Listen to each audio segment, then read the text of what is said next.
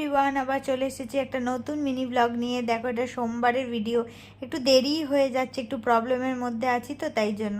দেখো, ও খেতে বসে গেছে সকালবেলা। ও খেয়ে দে শাহরুখকে ছেড়ে দিয়ে এসে ও খেয়ে নিচ্ছে। শাহরুখকেও টিফিন দিয়েছিলাম, রুটি ঘুগনি, আর বাবাকেও খেতে দিয়ে দিয়েছি। ওর বাবারও টিফিনে আছে রুটি ঘুগনি আর হচ্ছে আপেল কেটে দিয়েছিলাম।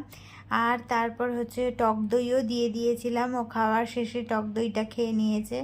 এই যে ও টিফিন যা দিয়েছিলাম তোমাদেরকে দেখিয়ে নিলাম।